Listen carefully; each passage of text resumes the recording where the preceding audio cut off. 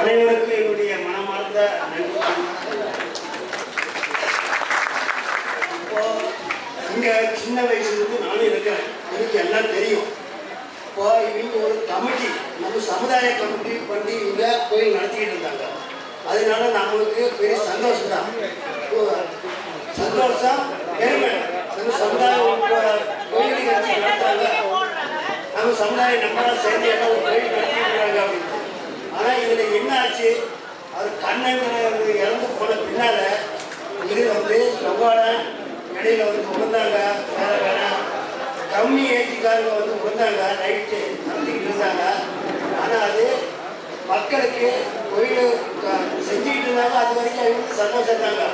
ஒரு கோயில் உடச்சி ஒரேடியை நிற்க வச்சுட்டாங்களா, அதனால எல்லாத்துக்கும் வெறுப்போம், பெண்களுக்கு ஆண்களுக்கு தாய்மார்களுக்கு எல்லாத்துக்கும் வெறுப்போம்.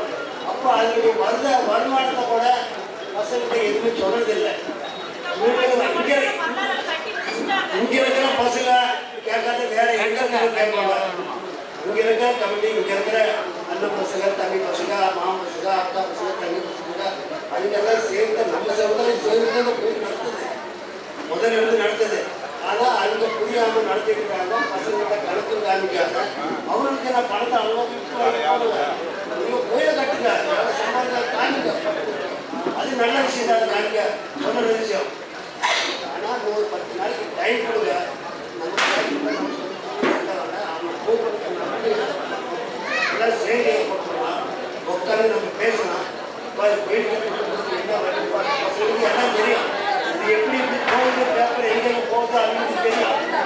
அதை முடிஞ்ச அளவுக்கு நாம அவங்க 10 நாளைக்கு உட்காந்து கூப்பிட்டு பேசி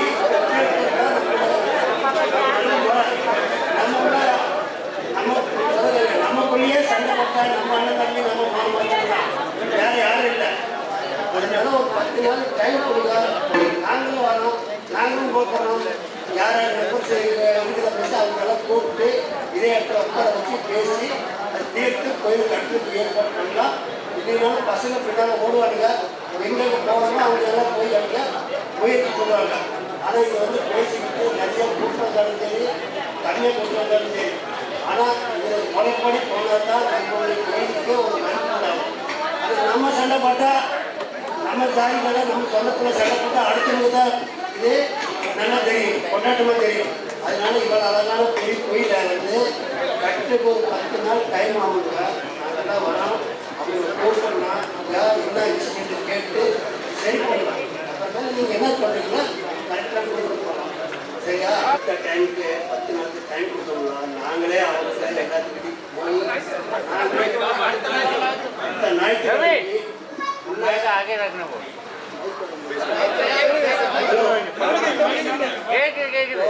நாம சொல்றது என்னன்னா, எல்லாம் நம்ம இனம்.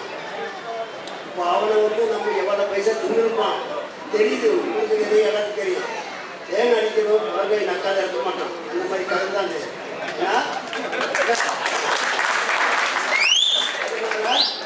நம்ம அவனை கூப்பிட்டு பேசி கோயில் கட்டுறதுக்கு என்னப்பா வழி, யார் நிறுத்தி வச்சிருக்குது எல்லாத்தையும் முன்னாடியே வச்சு பேசி, உங்களுக்கு தெரியும் எதனால் நிற்கிது, யார் நிற்க, யார் நடக்க கோயில் கட்டல. அப்போ அதை பேசி பைசா பேசி நம்ம கோயில் கட்டுறதுக்கு ஏற்பாடு பண்ணுறதுக்கு வழி பண்ணலாம். அதுக்கோசரம் நம்ம எங்கே போகணுமோ அங்கெல்லாம் போகலாம். அது மாதிரி பேசி பண்ணுறதால நல்லா இருக்கும். இப்போ பப்ளிக்கு நம்ம வரது பிரச்சனை இல்லை. நம்ம சமுதாய மக்கள் இருக்கிறது அனுபவம் வந்துருக்காங்கன்னா நாம் வந்து இதை வந்து பெருசாக ஆகக்கூடாது. அவனுக்கு கூப்பிட இத்தனை பற்றி உட்காந்து நம்ம பேசிக்கணுங்களா. இப்போ எவ்வளோ பேர் இருக்காங்க, எல்லா இடத்துலையும் வந்திருக்காங்க. தெரியல எனக்கு இத்தனை பேருக்கு, ஒருத்தருக்கு தெரிஞ்சாலும் ஒருத்தர் கூப்பிடுவாங்க. அதனால இப்போ நம்ம அவனை பார்த்து பேசலாம். இந்த கமிட்டி இருக்கிறவங்கள கூப்பிடலாம், கூப்பிட்டு அடுத்த சண்டே சொல்கிறீங்க, அடுத்த சண்டே இதே மாதிரி உட்காந்து நம்ம பேசி அதை தீர்க்கலாம். ஏன்னா இது சண்டை போட்டாலும் கோயில் அப்படியே தான் நடக்கும். நம்ம சண்டை போட்டால் கோயிலுக்கு அப்படி தான் நடக்குங்க. அது இல்லை நாங்களே கட்டணும் அப்படின்னு கூட கிடைச்சா கூட அது இன்னும் இஷ்டம்.